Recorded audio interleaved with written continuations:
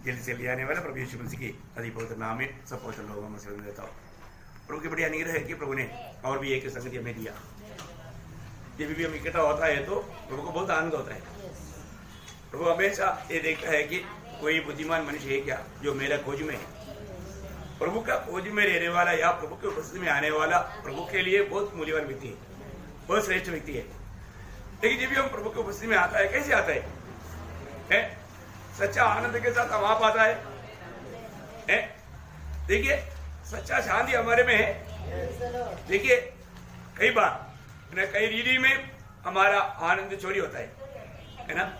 पर कई रीति में खास करके आपको मालूम है कई लोगों की आनंद चोरी क्यों होता है? कई चिंता में। चिंता प्रभु बार बार कहा हुआ बात है, मत्ती 6 अध्याय आपको मालूम है, बार बार बोलता है कि तू चिंता ना कर। बार बार प्रभु मतलब 25 से आप जब 33 तक पढ़ेगा ना, बार बार प्रभु कहता है तू चिंता ना कर। लेकिन जिस बात को ना करने के लिए बोला, करना हमारा काम है ना। जिस बात को ना करने के लिए बोला वो करते करते हम लोग क्या करता, हमारे जीवन में जो आनंद चोरी होने के लिए देता, आनंद खोने देता। प्रियो जिस बात में कौन बोला चिंता ना कर? मेरे यीशु मसीह ने बोला।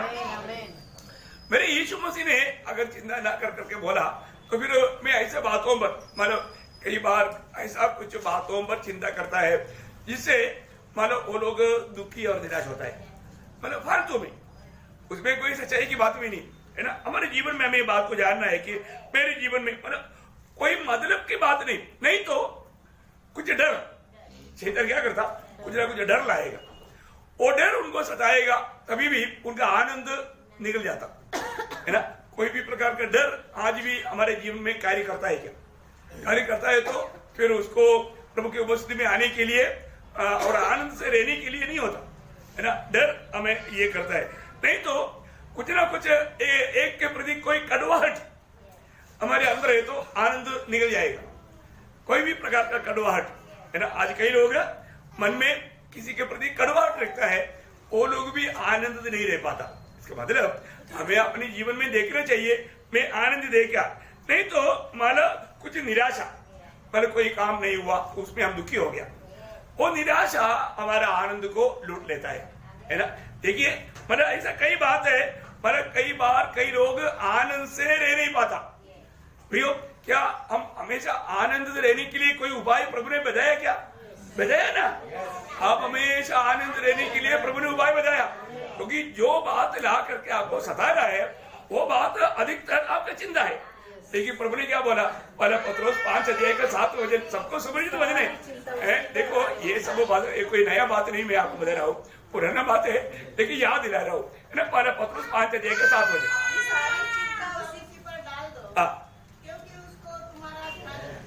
देखा तुम्हारे सारी चिंता, देखिए सारा चिंता डालने के बाद बाकी कितना रह गया?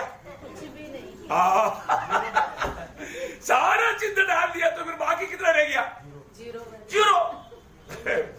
परंतु कई लोग मतलब डाल दिया बोलता है कि छोड़ा ही नहीं, पूरा का पूरा अपने पास है, नहीं है ना।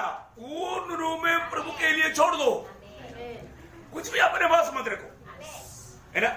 सारी चिंता छोड़ दो।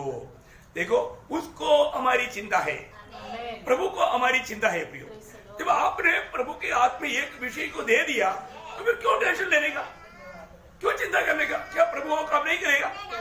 करेगा, जरूर करेगा। यदि तभी भी यदि आपको सच्चा शांति का अनुभव आपका दिल में नहीं हो रहा है तो उसके लिए भी व्यवस्था दिया ना है ना। फिलिपियों का पत्र उसका 4 अध्याय का 6-7 वचन। किसी भी बात की चिंता मत करो, परंतु हर एक बात में तुम्हारे निवेदन, प्रार्थना और विनती के द्वारा धन्यवाद के साथ परमेश्वर के सम्मुख उपस्थित किए जाए। तब परमेश्वर की शांति जो सारे समझ से परे है तुम्हारे हृदय और तुम्हारे विचारों को मसीह यीशु में सुरक्षित रखेगी। क्या बात है। देखिए हमारा समझ से भरे शांति से हमारा दिल भर जाता। आप देखा है ना। हमारा कोई भी बात है प्रियो, कोई भी विषय है, हमें धन्यवाद के साथ प्रभु के हाथ में दे दो है ना। इसके बाद में आप देखना कैसे शांति से अपना दिल भर जाता है ना। फिर शांति से दिल भर गया तो फिर वो चेहरे में आनंद आएगा ही, क्योंकि निराशा दूर हो गया है ना। वो जो भी दिल की जो भी बात था, धड़कन था, वो सब दूर हो गया, क्योंकि प्रभु के हाथ में हैंड ओवर किया ना। प्रभु को देने के बाद फिर ऐसे बात नहीं रहता। प्रियो, एक सच्ची बात है, हम लोग कई बार प्रभु का वचन को सही रीति में नहीं मानता, हमें मानना चाहिए प्रियो। खास करके मैं आपको बताया ना, इस साल में कोई भी दुखी नहीं दिखना चाहिए। मैं आपको बताया ना, देखो दुनिया में कितना भी बात आने दो, समस्या आने दो, अभी हमने क्या गीत गाया आप बताओ? क्रूस उड़ाना है। गीत गाने के समय में दिल में क्या आया? अभी गीत गाया, क्रूस उड़ाना है हम सबको। तो क्रूस उड़ाने का अर्थ ही क्या बताओ? क्रूस उड़ाना कोई हल्की बात है क्या? हमारी इच्छा त्याग दिया, प्रभु की इच्छा को स्थान दिया। अभी इस साल में कितने लोगों ने भी, इसलिए आपको आने के समय में मैं लोगों को बोल रहा था, हरेक लोग, हरेक पवित्र लोग कम से कम इस साल में ऐसा पक्का निर्णय लेना चाहिए कि मैं कम से कम एक आत्मा को तो जीतेगा, एक आत्मा को कम से कम ही जीतेगा। निर्णय लिया क्या? आपका निर्णय ही नहीं है। स्वर्ग देखता है कि आप क्या निर्णय लेता है, क्योंकि आपका निर्णय के ऊपर प्रभु काम करता है, प्रभु का महिमा के लिए। और आप सोचो, अगर आप एक आत्मा को जीतेगा तो मंडली में कम से कम 80 लोग हैं। इस 80 लोग एक एक आत्मा को जीतेगा तो एक साल में कितना आत्मा आएगा? 80 आत्मा आएगा। तो टोटल कितना हो गया? 160। कितना हो गया? 160 हो गया। तो फिर दूसरे साल में कितना हो गया? 320। यानी 160 प्लस 160 कितना हो गया? आते हो तीसरा साल में कितना हो गया? 640। तीसरा साल में 640 और चारों साल में कितना हो गया? 1280। कितना हो गया? 4 साल में 1280 हो गया और 5 साल में 2560। कितना हो गया? 2560। आप बताओ, ये कोई मुश्किल बात है? एक साल में एक आत्मा। देखो प्रियो, एक बात मैं आपको बताता हूं, आपने जो सच्चाई जाना वो सच्चाई आप दूसरे को नहीं बताता तो आप पाप करता है। प्रियो, जिसने यीशु को जाना उसको यीशु को देना है, और आप यीशु को नहीं देगा, इसको मतलब एक बहुत बड़ा अपराध है। उधार पाए हर एक पवित्र लोग ये जानना है प्रियो, हमारे जीवन में मैं प्रभु में है, मैं उधार पाया, इतना काफी है क्या? नहीं प्रियो, हमें जरूर आत्मा का प्रति हमारे अंदर भूख प्यास चाहिए। जब हम प्रभु यीशु मसीह का गवाह बनेगा तो जरूर प्रभु हमें आत्मा देगा। चुपचाप रहेगा तो कैसे आत्मा मिलेगा?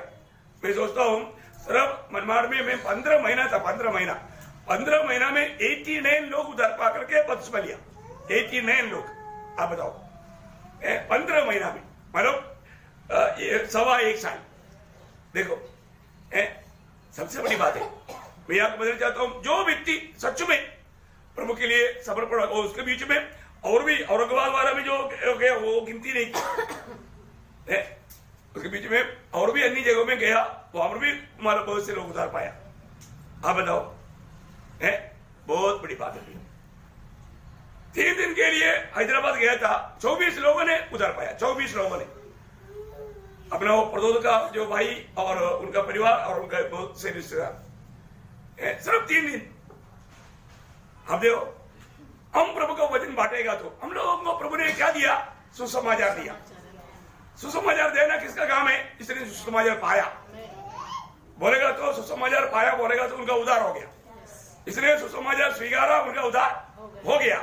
तो उद्धार पाया हुआ हरेक लोगों का काम है ना प्रियो, हमें स्वार्था देना। हम लोग धीरे ऐसा बैठे रहेगा तो कोई आत्मा ऐसे जीतेगा क्या? नहीं है ना। जब रोमियो का पत्री 10 अध्याय का 13 से 21 तक पढ़ना चाहिए, लेकिन 13 से 15 तक पढ़कर देखो। रोमियो 10 अध्याय 13 से 15 तक पढ़ लो अभी। क्योंकि जो कोई प्रभु का नाम लेगा वो उद्धार पाएगा। फिर जिस पर उन्होंने विश्वास नहीं किया वे उसका नाम कैसे ले? और जिसके विषय में सुना नहीं उस पर कैसे विश्वास करे? और प्रचारक बिना कैसे सुने? और यदि भेजे न जाए तो कैसे प्रचार करे? देखा, कोई भेजे ना जाए तो कैसे प्रचार करेगा? आज सुसमाचार सुनाने के लिए दुनिया में किसको भेजा? बोलो, किसको भेजा? किसको भेजा? बोलो ना, मुझको भेजा करके। आपका उद्धार हुआ है तो आपको बोलने के लिए आना चाहिए, नहीं तो अभी भी आपका उद्धार के बारे में संदेह करना पड़ेगा। प्रियो उधार पाए हुआ सबको प्रभु ने भेजा है ना। यूहन्ना 20:21 में क्या बोला? यूहन्ना का सुसमाचार 20 अध्याय का 21 वचन। हाँ, शांति मिले, जैसा पिता ने मुझे भेजा, जैसा पिता ने मुझे भेजा वैसे ही मैं भी तुम्हें भेजता हूँ। हाँ देखा, वैसा ही मैं तुम्हें भेजता हूँ। प्रियो हम सभी लोगों को आत्मा जीतने के लिए प्रभु ने भेजा है ना। पतरस और अंद्रयास को चुनने बुलाने के टाइम में प्रभु ने क्या बोला? मत्ती उसका 4 अध्याय के 19 वचन, मत्ती 4 अध्याय के 19 वचन में मछली पकड़ने वाला हमारे लोगों को प्रभु क्या बोला? यीशु ने उनसे कहा, मेरे पीछे आओ तो मैं तुमको मनुष्य को पकड़ने वाला बनाऊंगा। क्या बनाएगा? मनुष्य को पकड़ने वाला बनाएगा। मनुष्य को पकड़ने वाला बनाएगा। आप देखो प्रियो, हमें मनुष्य को पकड़ने वाला बनाया। अभी आप देखो कितना साल व्यर्थ किया। प्रभु को लेखा देना पड़ेगा। प्रभु को लेखा देना पड़ेगा। जो बात जाना और वो बात हम नहीं बताया। लेवी 5:1 में लिखा है कि वो पाप करता है। आज तक पाप किया, आगे पाप ना करो प्रियो, पाप ना करो। पाप में रह करके आप एक अच्छा विजयी जीवन नहीं बिता सकता। तो सबसे बड़ी बात है हमारे जिम्मेवारियों को हमें जानना। यदि हमने वो बात को नहीं जाना, हम अपनी मनमानी में चलते रहा, जरूर समय आएगा प्रियो। समय के रथ में हम चलता है, वो हमेशा आगे ही चलते रहता है, वो कोई रुका नहीं सकता है। हमारे बनाना में ऐसे एक गीत है, സമയമാംരഥത്തിൽ ഞാൻ സ്വർഗയാത്ര ചെയ്യുന്നു എൻ സ്വദേശം കാൺമതിനായി ബന്ധപ്പെട്ടോടിയിടുന്നു। बोलेगा तो समय के रथ में मैं स्वर्ग की यात्रा में हूं, है ना। बहुत थोड़ा समय प्रियो जल्दी पहुंच जाएगा। दूसरे एक बात ने एक गीत गाया, मेरे को बहुत पसंद है ऐसा गीत। क्या वो कौन सा है? मतलब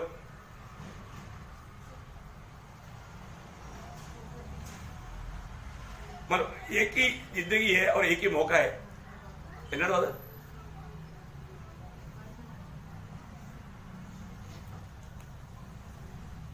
ജീവൻ ഒന്നേ ജീവിതം ഒന്നേയുള്ളൂ, അത് വെറുതെ പാഴാക്കിടല്ലേ. മരിക്കും മുമ്പേ ഒന്നോർത്തിടുക, ഇനിയൊരു ജീവിതം പൂവതിലില്ല. ജീവിതം ഒന്നേയുള്ളൂ, അത് വെറുതെ പാഴാക്കിടല്ലേ. प्रियो जिंदगी एक ही है, वो फालतू में खर्च ना करे। मरने से पहले सोच ले, और एक मौका नहीं, एक ही मौका। प्रियो ये कितना मूल्यवान बात है। ये कितना बड़ा मतलब गौर दे करके विचार करने वाला बात है। मतलब वो इतना मैं सोचता है कि वो हिंदी में लाना चाहिए, बहुत गहरा गीत है ना। मनुष्य अपना समय को टीवी देख करके, चैटिंग करके, चीटिंग करके, वो मतलब ऐसा बहुत कुछ उसमें वो बताया हुआ है। बहुत क्या है ना, हमारा मूल्यवान समय, उसका महत्व लोगों ने नहीं जाना। प्रियो मसीह जीवन में आने के बाद में हमको बहुत बड़ी आशा है। हमारी आशा, जिसको एक बात मैं आपको बताऊं, जो मसीह में है उनको आशा है। आशा है ना, आशा है ना। लेकिन आशा पाए वो लोगों को दिखने में आएगा। आशा पाए वो लोगों को दिखने में आएगा। क्या आएगा? आशा पाए वो लोगों को कैसे पहचान सकता है? देखो प्रभु में आया, उधार पाया, लेकिन उधार पाने के बाद में अगर उसको कोई आशा नहीं है तो उधार नहीं हुआ, है ना। उधार पाया हुआ व्यक्ति को आशा है, जीवित आशा है ना। वो जीवित आशा पाए हुए लोगों को हम कैसे पहचानेगा? प्रभु के वचन के द्वारा। वचन क्या बोलता है? देखो एक बात है, यहां पर भी आशा है, आशा दिया हुआ प्रभु ने, वहां पर जिम्मेवारी भी दिया है। जिम्मेवारी है, हमारा कर्तव्य है, हमें जिम्मेवारी है। हमारे दौड़ में ये बात को थोड़ा ठीक से जान लो प्रियो, है। हमको आशा है बोलता है, और तो नो जिम्मेवारी, कोई भी कर्तव्य नहीं, कोई जिम्मेवारी नहीं। ऐसा नहीं मसीह जीवन। जहां पर भी आशा का बात कहा है ना, वहां पर जिम्मेवारी भी बताया हुआ है ना। एग्जाम्पल पहले होगा ना, 3 अध्याय का 3 वचन। जो कोई उस पर यह आशा रखता है, वह अपने आप को वैसा ही पवित्र करता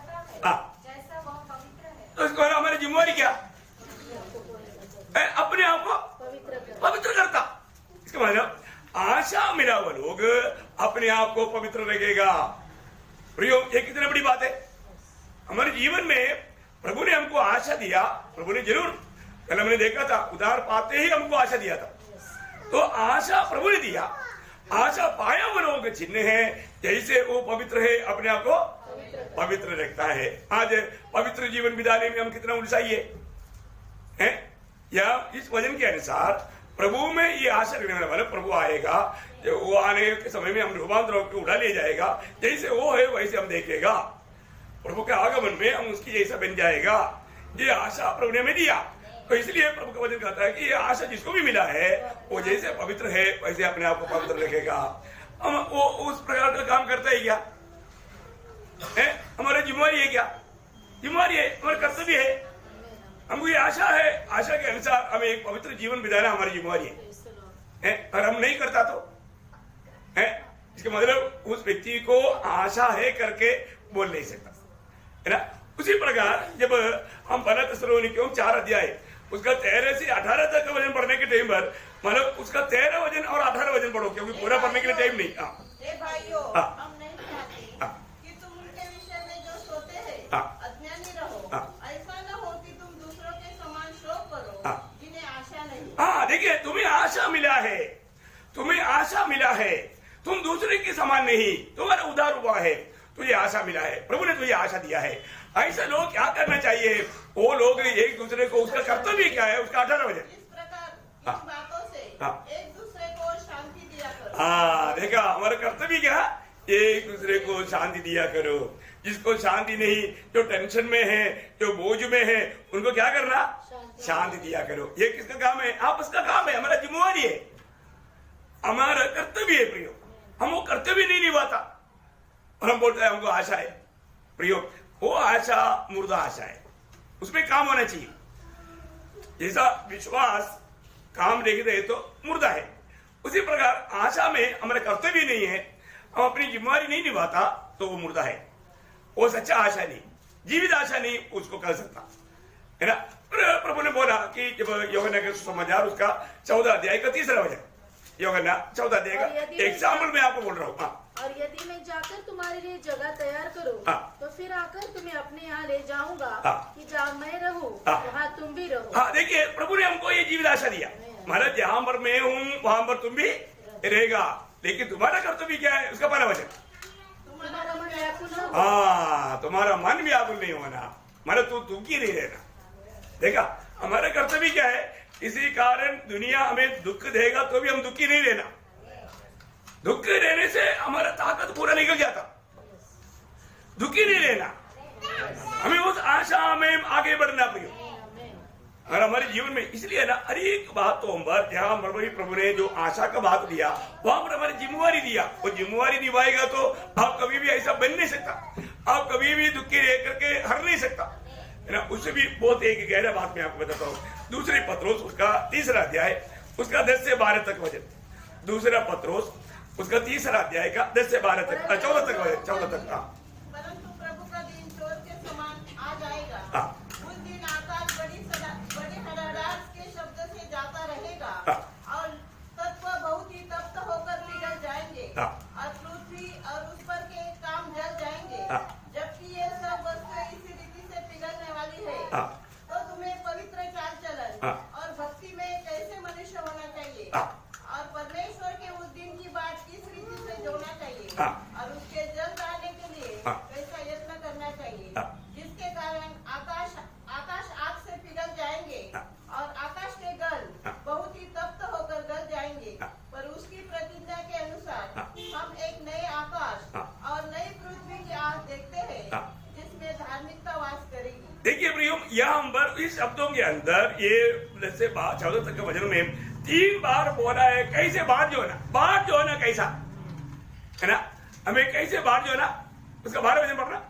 और परमेश्वर के उस दिन की बात किस रीति से जोड़ना चाहिए, किस रीति से होना चाहिए और उसके जल्द आने के लिए कैसा यत्न करना चाहिए, कैसा यत्न करना चाहिए। देखिए, यहाँ पर हमारा उत्साह चाहिए, हमें एक उत्साह के साथ हमारे प्रभु जल्दी आने वाला है ना, उस उत्साह के साथ हमें एक कार्य करना है प्रियो। हमें मिला हुआ वो आशा हमें बहुत उत्साह भी प्रदान करना चाहिए, उत्साह के साथ सर एक काम करना, ये तो नहीं है कि धक्का मार परेड, नो, बिल्कुल नहीं। मैं आपको बोलना चाहता हूँ कि ये साल प्लीज आप लोग थोड़ा मेरे साथ दौड़ने की यत्न करो। जरूर हमें मतलब बिल्कुल इनाम पाना है, दाम देना पड़ता है, दाम देना पड़ता है। मैं आपको बोलता ना, मैं ऐसा मतलब आर्मी में भी है ना, मैं जब भी मतलब मैं ग्राउंड में आता था ना, सब लोग थोड़ा डरता था, क्योंकि क्या है ना 10-15 मिनट में कई लोग गिरने लगता है, थोड़ा हार्ड एक्सरसाइज कर देता हूं। ऐसे करना चाहिए ना, तभी वो सोल्जर बना रहेगा, है ना। अभी आपको मालूम है मैं आर्मी से निकलने से पहले मेरा बॉडी कैसे था अभी आप लोगों ने खिला करके मेरे को मोटा कर दिया आप लोगों का प्यार मेरे को थोड़ा ये कर दिया, नहीं तो मैं 58 किलो से कभी ऊपर नहीं गया, अभी 95 है। आप देखो कितना बढ़ गया ये आपका प्यार का चिन्ह है। चलो कोई बात नहीं। तो बोलने का अर्थ क्या है, अभी भी मेरा मतलब कोई एक मतलब बता दिए, प्रभु ने दिया हुआ एक भी आत्मा पीछे ना रह जाए। मैं मतलब जो नकली करता हूँ, नकलियों के साथ मैं बिल्कुल भाईबाजी नहीं करता। प्रभु की आत्मा क्लियर दिखाता है, क्योंकि मैं हर एक लोगों को वजन के द्वारा परखता हूँ। देखो सोने के बारे में मुझे कोई इतना मतलब जानकारी नहीं, जो डुप्लीकेट सोना देगा तो भी सोना बोल कर मैं विश्वास करेगा, मैं मेरे को मालूम नहीं, सोना बोलकर मैं हमारा ये करेगा। पर सोनार के पास जाएगा तो सोनार के पास एक पत्थर रहता है, उसको जो डाउट आएगा वो ऐसे हाथ में लेते, उसको मालूम है सोना नहीं, वो पत्थर पर थोड़ा रगड़ेगा और उसको मुंह पर फेंकेगा, और किसी को बुद्धू बनाओ, और किसी को बुद्धू बनाओ। देखो ऐसा बहुत नकली लोग हैं जो मसीह की वेश धारण करके आता है, क्योंकि आखिरी समय का चिन्ह करके दूसरा तिमोथी 3:5 में लिखा है, वो व्यक्ति का वेश तो धरेगा परंतु उसका शक्ति को त्याग देगा। बहुत झूठे लोग आएगा प्रिय, हमें उन लोगों को पहचानना है, हमें उसका नकलियत को बाहर लाना है ना। उसके लिए प्रभु ने वचन दिया। मैं हमेशा बोलता हूँ, मैं हमेशा वचन के द्वारा परखता है। मैं कभी कोई बड़ा आदमी है करके ऐसा नहीं देखता। प्रभु ने दिया हुआ, मैं प्रभु का दास है, अपने लिए जो प्रभु ने संदेश दिया साफ साफ बताता है, किसी के चेहरे नहीं देखता, है ना। अपने को प्रभु का भाई मानना है, हमारा हर एक बातों में प्रभु का भाई मानने का गुण होना चाहिए। ऐसे नहीं है तो यहाँ पर 3 बार बोलता है कि वो प्रभु की आगमन की इंतजार में था। इंतजार में रहने वाला उन लोगों ने क्या किया, उन्होंने हर प्रकार का दुनियादारी से कैसे वापस वो 12 बजे पढ़ना, और परमेश्वर के उस दिन की बात किस रीति से जोड़ना चाहिए, हाँ, और उसके जल लाने के लिए हाँ, ऐसा यत्न करना चाहिए, हाँ, जिसके कारण हाँ, आकाश आग से पिघल जाएंगे, हाँ, और आकाश के कारण बहुत ही तप्त होकर गल जाएंगे। और आगे पर उसकी प्रतिज्ञा के अनुसार हाँ, हम एक नए आकाश हाँ, और नई पृथ्वी की आग देखते हैं, हाँ, जिसमें धार्मिकता वास करेगी। नहीं इसलिए हे प्रियो, हाँ, जबकि तुम इन बातों की आस देखते हो, 14 है ना, हाँ 14 बजे, हाँ, तो यत्न करो कि तुम शांति से हाँ, उसके सामने निष्कलंक हाँ, और निर्दोष हाँ, उनके सामने निष्कलंक और निर्दोष ठहरो। निष्कलंक और निर्दोष ठहरना भी, इसका मतलब निष्कलंक और निर्दोष रहने का कर्तव्य हमारा है, ये कर्तव्य हमारा है। बहुत बड़ी बात है। हम प्रभु के आगमन की बाट जो हो रहा है, प्रभु के आगमन की बाट जो होने वाले लोग कैसे होने चाहिए, वो निष्कलंक होना चाहिए, है ना, निर्दोष होना चाहिए। प्रियो हमारा जिम्मेवारी, जिसको ये आशा है उसके लिए जिम्मेवारी भी है, उसको ये काम करके प्रभु के आगमन की बाट होना, है ना। वही बात को मैं आपको बताऊं, उसका मतलब फिलिपियों 1:10 वचन पढ़ना, फिलिपियों 1:10। यहाँ तक कि तुम हाँ, उत्तम से उत्तम बातों को प्रिय जानो, हाँ, और मसीह के दिन तक सच्चे बने रहो, हाँ, और ठोकर न खाओ। हाँ, देखिए मसीह की दिन में उसकी इंतजार में रहने वाला, सच्चे बने रहो और ठोकर ना खाओ। सच्चे बने रहना और ठोकर नहीं करना, ये हमारा जिम्मेवारी है, ये हमारा जिम्मेवारी है, सच्चे बने रहना और ठोकर नहीं खाना। प्रियो हम लोग सब हमारा प्रभु यीशु मसीह के आगमन की मतलब इंतजार में है।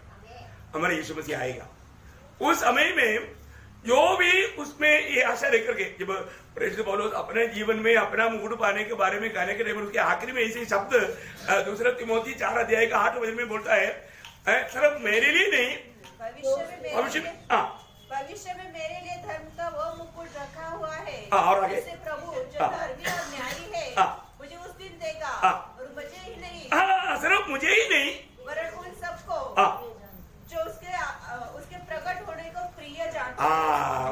प्रकट होने को प्रिय जान करके उसकी तैयारी में रहने वाले सबको मिलेगा। Praise the Lord. प्रयोग इसका मतलब हमको हमारा जीवन में अपनी कर्तव्य के बारे में हमें जानना चाहिए, है ना। इस दौड़ में हमको, मैं कल आपको बोला था ना, बामरी आने के लिए इतना बड़ा पहले, है ना, तो क्योंकि थोड़ा मतलब आउटलाइन डाल करके अंदर जाने से बहुत गहराई में जाएगा, तो मैं आपको बताना चाहता हूँ हमें इस दौड़ में हमें ना हारना है तो 10 बात छोड़ना चाहिए। कितना बात? हाँ, 10 बात। वो छोड़ने वाला बातों का लिस्ट में अभी पढ़ करके जाऊंगा, इतना बोलने के लिए टाइम नहीं रहेगा, है ना। पहली बात इब्रानियों उसका 12 अध्याय का प्रवचन, मतलब हमें इस दौड़ में ना हारने के लिए 10 बात को छोड़ना चाहिए। जो छोड़ना चाहिए ऐसा 10 बात मैं आपको बता रहा हूँ। उसमें पहली बात इब्रानियों 12 अध्याय का प्रवचन। जबकि गवाहों का ऐसा बड़ा बादल हमको घेरे हुए है, तो आओ हर एक रोकने वाली वस्तु और उलझाने वाले पाप को दूर करके वह दौड़ जिसमें हमें दौड़ना है धीरज से दौड़े। हाँ प्रियो, बहुत बड़ी बात है। पर इसका मतलब क्या है कि पाप को दूर करके दौड़ना। हमारे जीवन में पाप को दूर करके दौड़ना, आपको मालूम है ना, ये दुनिया में जब तक है और शरीर में जब तक है, पाप हमें अधीन करने का यत्न में है। प्रभु ने हमें पाप से छुड़ाया, परंतु अभी भी पाप दुनिया में है, और जब तक हम शरीर में है पाप हमारे शरीर में रहता है। Praise the Lord. हमें क्या करना पड़ेगा? ऐसा उत्पत्ति 4:7 में काइन को प्रभु ने बोला था, हाँ काइन सावधान, तुम्हारे आगे है ना पाप बड़ा है, तुझे उसको जीतना है। देखा, प्रभु उनको बताया, जीता, लापरवाही अलग गया। प्रियो, हमारे जीवन में हमें पाप से एक लड़ाई है, उसको मतलब एक प्रकार है ना, वो आपको छोड़कर जाने की तैयार नहीं। जहां वो बोलेगा तो वही जाएगा नहीं। इसे बोलता है ना, मछली हाथ में है, बिल्ली पीछे आ गया, बिल्ली को कितना भी भगाएगा तो भी हो जाएगा नहीं, आपका अनुभव होगा, क्योंकि उसका खास चीज आपका तेली में है, उसका स्मेल आ रहा है तो वो छोड़ नहीं पाता। समझ में आया? इसलिए पाप किसी ना किसी प्रकार आपको कब्जा करने की तैयारी में हो सकता है। हमें जीतने के लिए उसका 4 वचन में लिखा है, इब्रानियों 12:4, तुमने पाप से लड़ते हुए उससे ऐसी मुठभेड़ नहीं की, ऐसे नहीं की कि तुम्हारा लहू बहा। हाँ देखा, इसको मतलब पाप से लड़ते हुए ऐसा मुठभेड़ करना पड़ता है। प्रियो, आप देखो, मैं आपको बोलता हूँ, पाप थोड़ा भी मतलब मिल गया तो एकदम पकड़ लेगा। मैंने वो मतलब बारिश के टाइम पर वो काला बंडल के बाद बोला ना, ऐसे बात है। अपन कई प्रकार का दुनिया की मोह में जाकर के, मोह क्या करता, पाप में गिरा था, है ना। अरे बारिश के टाइम में लोग नदी के किनारे में देखते रहता है, कई चीज बह कर आएगा, बह कर आने वाला दुनिया का है ना। एक जवान देखा, अरे एक बड़ा बंडल, कंबल का बंडल होगा, सोचा है, बोला चलो ठंडी दूर हो जाएगा, जंप करके उसके पास तैयार करके गया, और वो हमारे किनारे में लाने के लिए उसको पकड़ करके खींचा, उसको जैसे खींचा उसने इसको पकड़ लिया, क्योंकि वो मतलब कंबल का बंडल नहीं था, एक बालू था, बालू इसको पकड़ लिया। अभी वो सोचता है कि मैं इससे बचूं, और वो बोलता है कि मैं तुम्हें छोड़ेगा नहीं, है। देखा, ऐसे है पाप बोलता है मैं तुम्हें छोड़ेगा नहीं, मैं तुमको लेकर के जाएगा। प्रियोम, बहुत भयंकर बात है, इससे हमें लड़ना है। किसी प्रकार भी एक बात पाप है करके मालूम, पाप को हमें हल्का कभी नहीं जानना। पाप हमें जरूर मतलब मृत्यु लेकर आएगा। आज बहुत बार प्रभु ने मना किया, ऐसे कई बातों में लोगों ने लापरवाही किया, इसलिए उनके आत्मीय जीवन में गिरावट आया, वो दौड़ पूरा नहीं हो पाया। एक बात मैं आपको बताना चाहता हूँ, हर एक लोग है ना, ये दौड़ में है ना, दौड़ की एक खूबी क्या है ना, आप धीरे भी दौड़ो लेकिन पहुंचो, इनाम मिलेगा। और बीच में छोड़ दिया तो, क्योंकि मुझे एक बात का मेरे को बहुत अच्छा याद आता है, मैं 78 में ऑल इंडिया साइकिल रेस में भाग लिया। उस समय में 80 किलोमीटर का मतलब ये था, तो इंडियन एयरफोर्स, नेवी, आर्मी और बहुत बड़े बड़े मतलब कंपनियां, उनका सबका चुने हुए 340 लोग थे, ठीक है ना। तो आखिर में हम लोग सिर्फ 14 लोग आखिर तक मतलब चलाया, बाकी सब लोग बीच में गट मारा, मतलब चला गया। कितना था? 340। और जो 14 लोग जो आया सबको इनाम मिला, प्रेज़ लॉर्ड, सबको इनाम मिला। वो लोग भी आने से उनको भी मिलता था। 340 आता तो 340 को देता, लेकिन नहीं आया। मसीह जीवन में कितने लोग ये दौड़ में बीच बीच में छोड़ देता, मसीह जीवन का दौड़ छोड़ देता, उनको इनाम मिलेगा? नहीं मिलेगा प्रियो। हमें इनाम पाने लायक हमें दौड़ते जाना, इनाम मिलना चाहिए प्रियो, इनाम मिलना चाहिए। ये दौड़ में बीच में दौड़ छोड़ना नहीं है, प्रभु ने दिया हुआ उस गवाही को त्यागना नहीं, है ना। प्रभु में बना रहना आखिरी तक विश्वासियों की रहना प्रियो, आखिरी तक ये दौड़ को दौड़ना है। तो पहली बात, हमारे जीवन में हर प्रकार का पाप से दूर होकर के हमें दौड़ना है, नहीं तो हम दौड़ नहीं पाएगा, हमारे में गिरावट आएगा। दूसरा नंबर बात, पहला कोरिन्थी उसके 6 अध्याय का 18 वचन, पहला कोरिन्थी 6 अध्याय का 18 वचन, हमें क्या छोड़ना है? व्यभिचार से बचे रहो। व्यभिचार से बचे रहो। देखा, व्यभिचार से बचे रहो, बहुत बड़ी बात है। कहीं ना कहीं आपको मालूम है, मतलब अपने जीवन में मतलब प्रभु नफरत करने वाला ऐसा कोई भी ऐसे पाव में गिरेगा तो उनका दौड़ गया। आज बहुत आत्मीय दुनिया में ऐसा मतलब बातों में लोग गिर गया, वो व्यभिचार में पड़ गया। व्यभिचार से बचे रहो प्रियो। कोई ना कोई रीति में हमें फंसाने के लिए शैतान कई प्रकार का जाल बिछाएगा, लेकिन अगर हम सावधान नहीं रहेगा तो पड़ करके नष्ट हो जाएगा।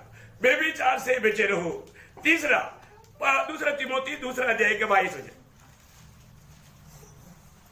जवानी की अभिलाषाओं से भाग। अभी आपको मालूम है, मतलब व्यभिचार बोलेगा तो कई लोगों को लेगा सिर्फ स्त्रियों का साथ का संबंध है, ऐसा नहीं है। दुनिया की मोह भी व्यभिचार है, बात समझ में आ रहा है? क्योंकि याकूब 4:4 में आपको मालूम है, इसलिए मैं इतना जोर नहीं दिया। याकूब 4:4 में क्या बोला? हे व्यभिचारिणियों, क्या तुम नहीं जानते कि संसार से मित्रता करनी परमेश्वर से बैर करना है? देखा, इसका मतलब क्या है कि संसार के साथ का मित्रता, संसार के जैसा बनने की कोशिश एक प्रकार प्रभु की दृष्टि में व्यभिचार तुल्य पाप है, उसको व्यभिचारिणियों करके कहा गया। एक बहुत भयंकर बात है, हम लोग इस बात में सावधान लेना प्रिय। पवित्र लोग हर छेदावनियों में सावधान लेना। तीसरा बात और एक बार पढ़ना, दूसरा तिमोथी 2:22, जवानी की अभिलाषाओं से भाग। जवानी की अभिलाषाओं से भागो। देखा, जवानी की अभिलाषा, इसका मतलब ये जवानों के लिए क्या? नहीं नहीं नहीं, सबके लिए, सब जवान है, सब जवान है। जब तक मरता नहीं तब तक जवान है। जवानी की अभिलाषा सब में आएगा, सबको सुनने में आ रहा है क्या? जवानी की अभिलाषा से भागो। जवानी की अभिलाषा में अगर गिर जाएगा, उनका आत्मिक दौड़ बंद हो जाएगा। इसलिए अपने जीवन में ऐसे कोई वादा आने नहीं देना। सब लोगों को समझ में आ रहा है ना? ये सब बहुत विस्तार से बोलने की जरूरत नहीं, इसलिए भी आगे बढ़ रहा हूं। ओके, 4वां बात, मतलब पहला तिमोथी 6 अध्याय 10-11 वचन, क्योंकि रुपए का लोभ सब प्रकार की बुराइयों की जड़ है, जिसे प्राप्त करने का प्रयत्न करते हुए बहुतों ने विश्वास से भटककर अपने आप को नाना प्रकार के दुखों से छलनी बना लिया है। पर हे परमेश्वर के बस देखो, मतलब धन का लोभ, मतलब धन की लोभ में गिर जाना, ये एक भयानक पाप है। आपको मालूम है, धन का लोभ सारे पापों का जड़ बोला। देखा, कितना बड़ी बात है प्रिय।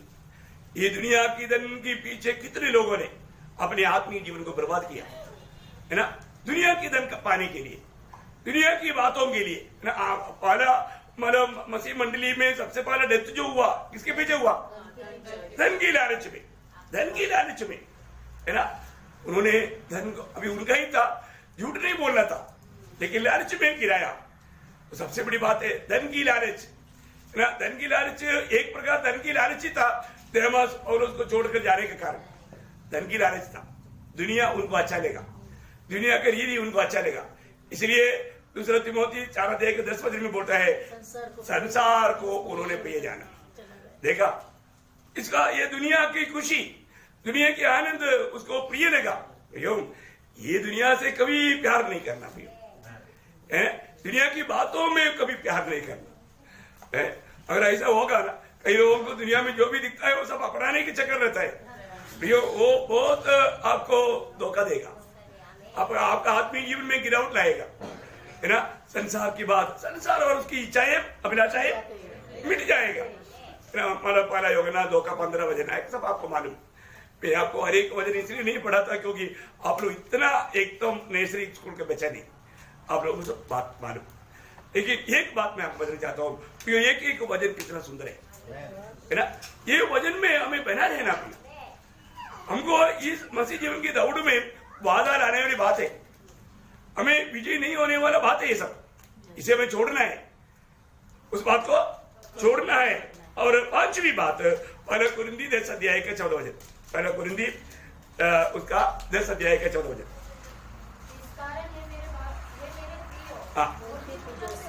हाँ, मतलब मूर्ति पूजा छोड़ करके भागो। क्या बोला? मूर्ति पूजा से बचे रहो बोलने का अर्थ मूर्ति पूजा छोड़ करके भागो। सिर्फ मतलब हम लोग कोई ऐसा कोई मूर्ति खड़ा करके उसको दंडोत किया, इतना ही नहीं, उसमें भी धन का लोभ आता है ना। एफएससी 5:5 में ऐसे लिखा है ना।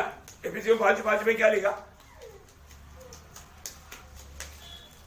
क्योंकि तुम यह जानते हो हाँ, किसी व्यभिचारी या अशुद्ध जन या लोभी मनुष्य को हाँ, जो मूर्ति पूजा के बराबर है। हाँ, लोभी मनुष्य, लोभी मीन्स धन की लोभ, धन का लोभ है। लोभ मीन्स धन का लोभ है, धन का लोभ मतलब वो मूर्ति पूजा के बराबर है, वो एक मूर्ति पूजा है।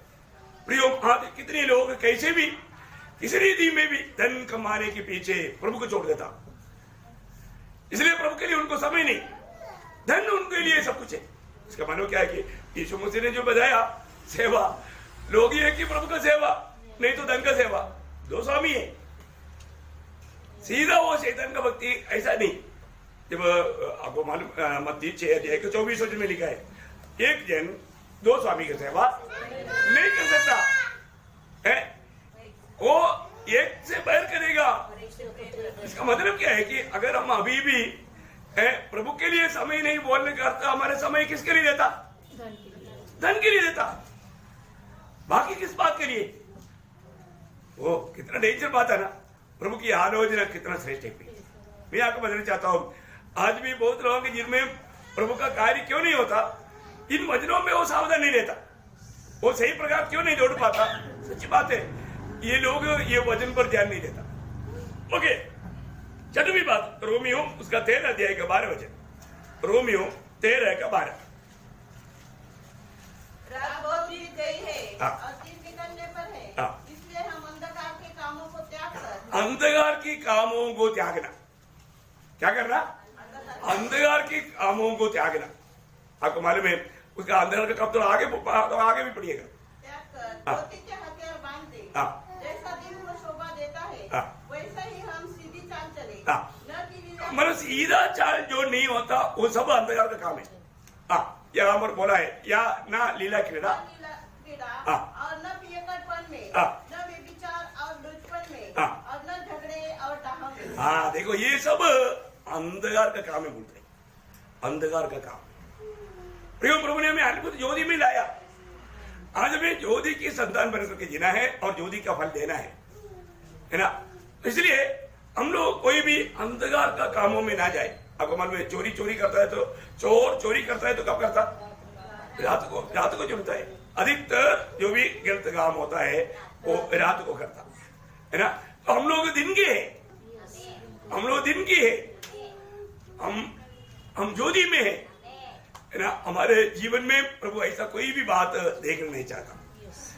पहली बात क्या है कि हमको हमेशा याद रखना है, मैं प्रभु का दृष्टि में हूँ, प्रभु मुझे देखते रहता, मैं प्रभु का दृष्टि से छिपा हुआ नहीं। कई बार लोग ये बात को भूल जाता है ना। सूर्य सुबेरे उड़ करके प्रभु को दृष्टि लगाया तो फिर आपको याद रहेगा, पर जो प्रभु पर दृष्टि नहीं लगाएगा फिर शायद आपको प्रभु दिखेगा ही नहीं, क्योंकि आपने पहला स्थान प्रभु को दिया नहीं। पहला स्थान रोज प्रभु को देना पड़ेगा। उड़ने के समय में पहला स्थान हमेशा प्रभु को देना, बाकी बातों में नहीं। ओके, 7वीं बात, इफिसियों 4 अध्याय का 22, इफिसियों 4 अध्याय का 22। कि तुम पिछले चाल चलन के पुराने मनुष्यत्व को जो भरमाने वाली अभिलाषाओं के अनुसार भ्रष्ट हो जाता है, देखा, पुराने अभिलाषाओं के साथ चलने वाला एक मनुष्य, उसको हमें पूर्ण रूप में त्यागना है। बहुत शक्ति छेदक नहीं है प्रियो। आज हम प्रभु में आ गए तो प्रभु में हमें एक नया सृष्टि बन गया। वो पुराना बात आज हमारे जीवन में नहीं दिखना चाहिए, नहीं तो हम मसीह में आया करके बोलना वो गवाही तक धोखा हो जाएगा, है ना। यहाँ पर मैं खास करके एक बात आपको बताना चाहता हूँ। आज हमारे बारे में लिखा है कि हम नया सृष्टि है। क्या है? नया सृष्टि। एक व्यक्ति प्रभु यीशु मसीह में हो गया तो वो नया सृष्टि है। फिर वो पुराने मनुष्य का स्वभाव हमारे में कैसे आएगा? नहीं आना, आने नहीं देना। अगर कुछ दिखता है तो तुरंत उसको मारना। ये तो आप पड़ोसियों के पत्र 3 अध्याय का 5 से 9 तक वचन में पड़ेगा तो बार बार ये बात को उड़ाकर खाता है। मैं एक बात आपको बताना चाहता हूँ, हमारे जीवन में मतलब हम उस पुराने शरीर में रहता है, परंतु वो शरीर के अनुसार हमें नहीं चलना है। हमारे जीवन में बिल्कुल इस बात में बहुत सावधान रहना पड़ेगा। अभी भी हमारा शरीर का उद्धार नहीं हुआ, इसलिए कई प्रकार का बातों में हमें गिराने के लिए शैतान शरीर को इस्तेमाल कर सकता है। इसलिए बोलता है, वापस पढ़ना उसका 22 वचन, इफिसियों 4 का 22। कि तुम पिछले चाल चलन के हाँ। पुराने मनुष्यत्व को हाँ। जो भरमाने वाली अभिलाषाओं के अनुसार भ्रष्ट होता चाहता है, हाँ। उतार डालो। देखा, पिछली चाल चलन का कोई भी बात नया सृष्टि में देखने के लिए प्रभु बिल्कुल नहीं चाहता। कुरिन्थ मंडली के लोग जब प्रभु में आया, वे लोग प्रभु में आने के बाद में प्रेरित पौलुस उनको एक चेतावनी देता है। कुरिन्थ 6 अध्याय का 11 वचन पढ़ा। और तुम में से कितने ऐसे ही थे। हाँ, देखा, तुम में से लोग ऐसे थे, मतलब दुनिया की रीति में चलने वाले लोग थे। परंतु तुम प्रभु यीशु मसीह के नाम से हाँ। और हमारे परमेश्वर की आत्मा से धोए गए हाँ। और पवित्र हुए और धर्मी ठहरे। देखा, तुम अभी पवित्र हुए, तुम अभी नया व्यक्ति है, तुम मसीह में है, नया सृष्टि है। वो बाकी बात धोए गए है। अभी वो पुराना जीवन उनका कैसे था, उसका 9 से 9-10 वचन। क्या तुम नहीं जानते कि अन्यायी लोग परमेश्वर के राज्य की वारिस होंगे? हाँ। धोखा न खाओ, हाँ। न वेश्यागामी, न मूर्ति पूजक, न परस्त्रीगामी, हाँ। न लुच्चे, न पुरुषगामी, न चोर, न लोभी, हाँ। न पियक्कड़, न गाली देने वाले, हाँ। न अंधेर करने वाले परमेश्वर के राज्य की वारिस होंगे। देखा, ये बजाय हुआ सारे बातों में बहुत कुछ बातें उन लोगों में था। इसलिए 11 वचन की शुरुआत में क्या बोला? और तुम में से कितने ऐसे ही ऐसे ही थे, मतलब इस प्रकार के पापों में फंसे हुए थे। मतलब अभी ऐसे नहीं, अभी ऐसे नहीं। प्रभु में आने के बाद में पीछे का कुछ बात रह गया करके नहीं बोलना, ये बिल्कुल प्रभु नहीं चाहता। अभी भी हमें परखना है मेरे जीवन में प्रभु ना चाहने वाला ऐसा पुराने जीवन का कोई भी बात मुझ में है कि नहीं है। तो मेरे दौड़ में वो ठोकर है, मैं अच्छा रीति में नहीं दौड़ पाएगा, मैं कहीं ना कहीं ठोकर खाएगा। क्या चेतावनी है प्रियो, कितना साफ है प्रभु का वचन, है ना। 9वीं बात है उसका 25 वचन, इफिसियों 4 का 25। इस कारण हाँ। झूठ बोलना छोड़कर हाँ। हर एक अपने पड़ोसी से सच बोले। देखा प्रियो, आज भी प्रभु में आने के बाद में बहुत लोग मतलब झूठ बहुत बोलता है। प्रभु में आने के बाद में भी झूठ बहुत बोलता है। ये एक बहुत बड़ा दुखदायक बात है। अभी आप जरूर इन सारे बातों को वो छोड़ दो, बोला प्रभु, झूठ बोलना छोड़ दो। अभी भी कितने लोगों ने साथ में रखा है, कभी भी है ना। कई लोग, मैं इसलिए अभी मतलब आप क्यों नहीं आया करके पूछता नहीं, क्योंकि पूछने से अधिकतर लोग झूठी बोलते हैं, क्योंकि साहब अपने को मालूम पड़ता है। मन नहीं था, सीधा बात बोलेगा तो अच्छी बात। मन नहीं था मेरे को आज आने के लिए, मेरे को मन नहीं था, वो ये सच्ची बात। मन नहीं तो मार गए ना, नहीं तो मैं उठ गया, थोड़ा देरी से उठ गया, 8 बजे मीटिंग है, मैं उड़ा ही 8 बजे, फिर तैयार होकर मैं जाएगा तो फिर प्रभु का दास पक्का कुछ बोलेगा। मैं क्या बोलेगा भाई, ये तो आपकी बात है, आपको लेकर देना है, मुझे लेकर देना है क्या? नहीं, मैं आपको प्रोत्साहित करता हूँ, मैं आपको सिर्फ प्रोत्साहित करता हूँ। गलती हर एक से हो सकता है आपको प्रभु ने सुबह जगाया लेकिन आप जगा नहीं, वापस एक बट्टी मारा होगा, उसमें धोखा खाया होगा, लेकिन प्रभु जरूर जगाता है। प्रभु कभी भी ऐसे बातों पर नहीं जगाया, ऐसा बात नहीं, आपको जगाया था लेकिन आपने टंडी के बजा लिया, है ना, नया कंबल लाया, चलो बहुत दिन के बाद में थोड़ा बहुत सोने का मौका, संडे है ना, एक ही दिन आराम मिलता है, और प्रभु का दास तो संडे को भी सोने नहीं देता। दोष पूरा प्रभु का दास को, जो भी बात है, चलो आप दोष लगाया बोल के मेरे को नुकसान है क्या, मेरा और फायदा हो गया, लेकिन आपका नुकसान हो गया। ऐसे नहीं करना प्रियो, हर एक बातों में हमको एक आदर्श बनना है, एक सच्चा आदर्श बनना है, कुछ ना कुछ झूठ बोलना नहीं प्रियो, किसी भी कारण। कितने लोग निर्णय लेगा, अरे यो मैंने बोला था मैं मेरे होठों से झूठ नहीं बोलूंगा, आप बताओ, है यो बोलता है मैं मेरे होठों से झूठ नहीं बोलेगा, सत्य बोलेगा, है। दावीद बोलता है मेरे होठ का शब्द तेरे लिए ग्रहण योग्य हो, बोलने का झूठ है क्या? सच्ची बात है। प्रेज़ लॉर्ड, कितना बड़ी बात है। आज उधार पाए हो हम लोग, अभी भी सच्चाई हमारे कमरबंद है, झूठ बोलने वालों को कमरबंद गया, और जब कमरबंद नहीं है तो आप लड़ाई के मैदान में क्या करेगा, आप जल्दी नंगा हो जाएगा, दुश्मन आपको एकदम नंगा कर देगा। देखा, क्योंकि कमरबंद के ऊपर सब कुछ है, सच्चाई होना चाहिए, सच्चाई होना चाहिए। प्रभु का धन्यवाद। 8वीं बात कोलोसियों 3 का 9वां बात कोलोसियों 3 का 8। और अब तुम भी सबको, अर्थात क्रोध, रोष, भयभाव, निंदा और मुंह से गालियां बकना, ये सब बातें छोड़ दो। देखा, सब छोड़ना है, छोड़ने के लिए कहा हुआ कोई भी बात अपने पास मत रखना,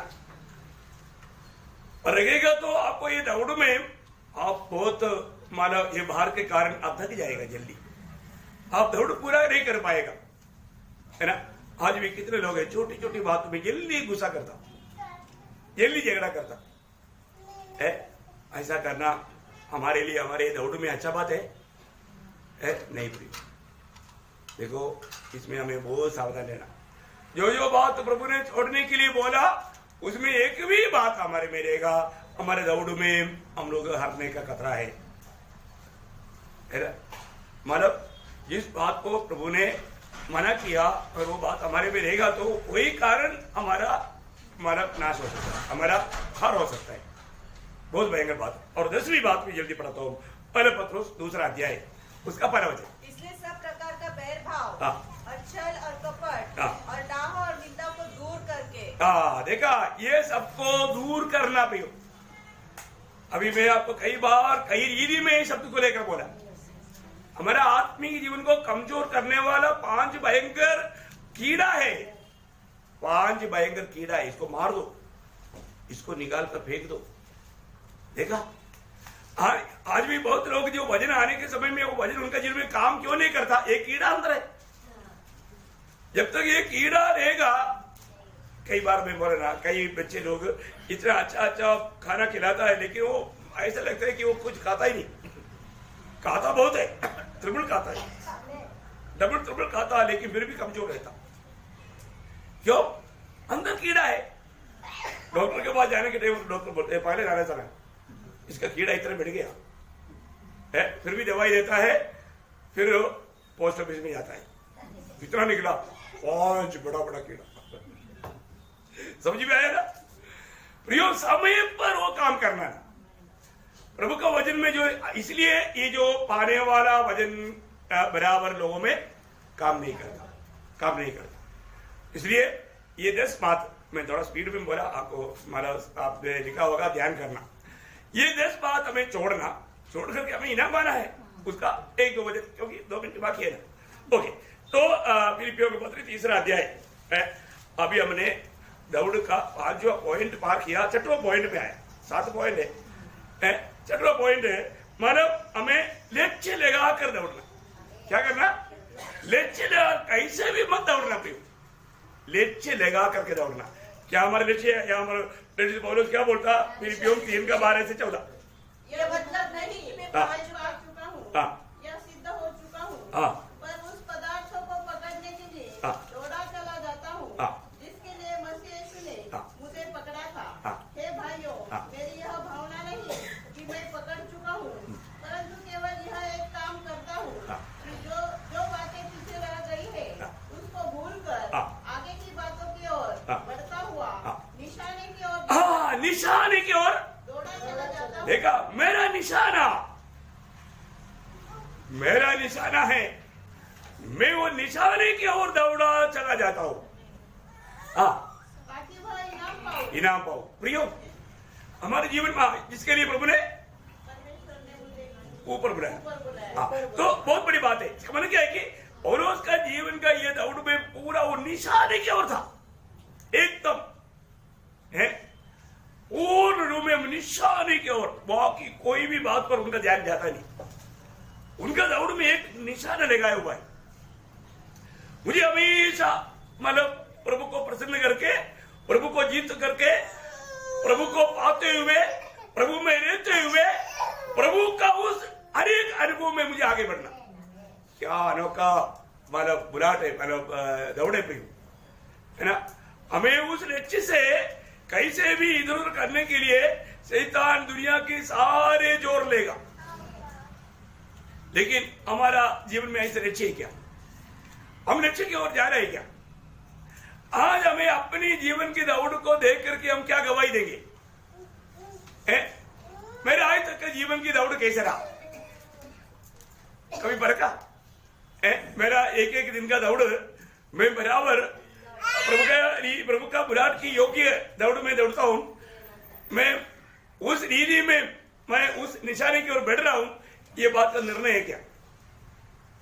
ये बात हमें परखना है, ये बात हमें जानना है, क्योंकि हर एक व्यक्ति को जांचना है, तभी मालूम पड़ेगा। पौलुस अपने जीवन में परख करके क्या गवाही दिया? उसका 2:16 पढ़ना, फिलिप्पियों 2:16। कि मसीह के दिन मुझे रमण करने का कारण हो कि मेरा दौड़ना, न मेरा दौड़ना और न मेरा परिश्रम करना व्यर्थ हुआ। Praise the Lord. ये बहुत बड़ी बात है। मेरा दौड़ना व्यर्थ नहीं हुआ, मैं एक अच्छा दौड़ दौड़ा, मेरा दौड़ बिल्कुल व्यर्थ नहीं गया। ये पीछे मुड़कर देखने के बाद में हमारे दिल में गवाही होना चाहिए, है ना प्रियो। मैं बहुत नम्र होकर के मैं आपको बताता हूँ, प्रभु मैं कई बार मैं हमेशा पीछे मुड़कर देखता हूँ। प्रभु ने आज तक का दौड़ में प्रभु ने अगुवाई करके लेकर चला। एक एक दिन ये दौड़ में पवित्र आत्मा ने अगुवाई की और यहाँ तक लाया। इसलिए मानो पक्का हिम्मत के साथ, जैसे प्रेरित पौलुस ने गवाही दिया था, जब दौड़ पूरा हुआ। मैं तो इसलिए बोलता हूँ आज भी बुलाएगा तो दौड़ पूरा किया है, क्योंकि आज तक जो मंडली को देना था मैंने दे दिया। मैं आज भी आपको जो देता हूँ, मैं ये समझता हूँ मेरा ये आखिरी संदेश है। और आप जरूर याद रखेगा कि यार प्रभु दास ने ये बात बोल कर गया था, प्रभु का आगमन देरी होगा तो ऐसे ही होगा, मतलब जब जाएगा आपको याद रहेगा। जब जैसा मानो पौलुस ने तीमुथियुस को लिखने के टाइम में बोला, दूसरा तीमुथियुस उसका 4 अध्याय का 7-8 बजे, क्या अनोखा वाजने प्रियो। मैं अच्छी कुश्ती लड़ चुका हूँ, मैंने अपनी दौड़ पूरी कर ली है, मैंने विश्वास की रखवाली की है। भविष्य में मेरे लिए धर्म का वह मुकुट रखा हुआ है, जिसे प्रभु जो धर्मी और न्यायी है मुझे उस दिन देगा, और मुझे ही नहीं वरन उन सबको भी जो उसके प्रकट होने को प्रिय जानते हैं। प्रियो, मैं एक बात आपको कहना चाहता हूँ, मेरी दौड़ को पूरा किया, मेरी कुश्ती को अच्छा लड़ाई किया है, मेरा विश्वास को मैंने जाने नहीं दिया। ये गवाही हमारे पास होना चाहिए। इस मतलब हमारा लक्ष्य पाने तक धीमा नहीं होना और मार्ग नहीं छोड़ना। कितना भी बात आएगा लेकिन अपन दौड़ते जाना, है ना। और हमें यकीन करना है और आज भी आखिरी दिन रहेगा तो मैं वो इनाम पाएगा जो मेरे लिए प्रभु ने रखा है। वो दूसरे को ले जाने नहीं दूंगा। मैं इस प्रकार सत्य वचन को थामे रहेगा, इस वचन से दैनी बाएं नहीं जाऊंगा। ऐसे एक पक्का निर्णय चाहिए। तो हमारी दौड़ में हमें छोड़ने वाला बात छोड़ना चाहिए और हमारे दौड़ में पक्का लक्ष्य होना चाहिए। हमारा लक्ष्य क्या है? यीशु मसीह। क्या है? यीशु मसीह को प्राप्त करना। कितना भी प्राप्त करो वही हमारा आखिरी में हमारा सच्चा धन। Praise the Lord. अभी उस बात का आखिरी पॉइंट कल रहेगा। वो बात क्या है ना, ये दौड़ में हमारा सच्चा गवाही होना चाहिए। क्या चाहिए? सच्चा गवाही। प्रियो, आज बहुत पवित्र लोगों का जीवन में एक गवाही नहीं। देखो, हमारा गवाही में कलंक करने के लिए दुनिया कोशिश करेगा, वो बात चिंता मत करो। प्रभु की दृष्टि में कैसा है, दिल क्या गवाही देता है, बहुत बड़ी बात है। इसलिए एक गवाही का दौड़ होना चाहिए। ऐसा है तो अपन विजय हो जाएगा। वो बात में आखिरी कल वो बात को कंप्लीट करेगा, ये दौड़ के बारे में। Praise the Lord. बाकी अभी 6 पॉइंट आपको बताया, 6 पॉइंट आपका ध्यान में करके मैं आशा करता हूँ। एक बार चाहिए तो मैं एक बार याद दिलाता हूँ। पहली बात, हमारा ये दौड़ का शक्ति मानव प्रभु में आनंद है। क्या था? हमारा ये दौड़ का शक्ति प्रभु में आनंद है। और दूसरा, हमें ये दौड़ में सावधान दौड़ना है। किन किन बातों से सावधान रहना हमने आपको बताया, कुत्तों से और बुरे काम करने वालों से और काटकूट करने वालों से बहुत अच्छी तरह आपको समझाया। तीसरी बात, हमें सच्चाई में दौड़ना है। हमें सच्चाई में दौड़ना बोलने का मतलब हम लोग सच्चा कतने वाला है। हम लोग सच्चा कतने वाले लोग हैं। हम सच्चाई में आराधना करने वाले लोग हैं। आत्मा और सच्चाई से आराधना करने वाले लोग हम लोग हैं। जो उधार पाया, उधार नहीं पाया वो नहीं कर सकता। पुराना नियम का कोई भी भक्त सच्चा आराधना नहीं कर सकता। नया नियम का भक्त ही, ये सब बात आप लोगों को समझ में आया ना? कितने लोग पुराना बातों को लेकर के उसको आराधना बोल करके क्या ना वजन नहीं जानता है, तो कितना बड़ा धोखा है। फिर किसी को है ना, अगर ऐसा कोई वजन का कोई डाउट है ना, पक्का पूछना, मैं आपको बहुत विस्तार से बताएंगे।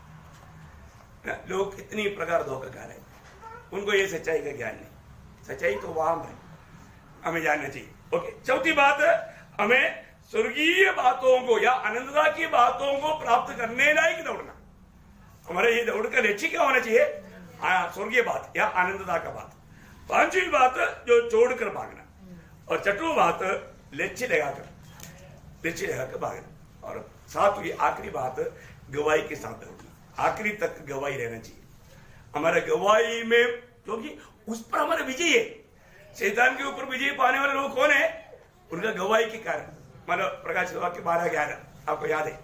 तो इसलिए गवाही नहीं है तो आप ये दौड़ में आप बिल्कुल हरा हुआ है।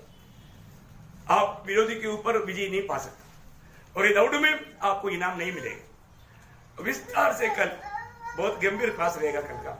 तो प्रभु हमारा जरूर बहुत प्रार्थना के साथ आना प्रियो। एकदम मानव एकदम बहुत बातें सुनाने की इच्छा रहता है। बहुत कुछ प्रभु से जो पाया आज देने के लिए जो भी था कम शब्दों में आपको दे दिया। तो मैं आग्रह करता हूँ, अभी हमें ज्यादा टाइम नहीं मिलेगा, बहुत शॉर्ट टाइम है। आपने देखा ना झारखंड में ऐसे ही तो मतलब बिल्डिंग में ट्राई गिर रहा है, मिट्टी नीचे जा रहा है, मतलब पापड़ जैसा पृथ्वी टूटते जा रहा है। ये सब प्रभु के आगमन के चिन्ह नहीं तो फिर क्या है? Praise the Lord. अभी ज्यादा दिन अपने को यहाँ पर रहना नहीं पड़ेगा। दौड़ के लिए टाइम बहुत कम रह गया। इसमें हमें सही प्रकार व्यवस्था में दौड़ रहा है कि नहीं परख करके लक्ष्य लगा करके दौड़ना। प्रभु सबको आशीष दे, प्रभु को महिमा मिले। आमीन।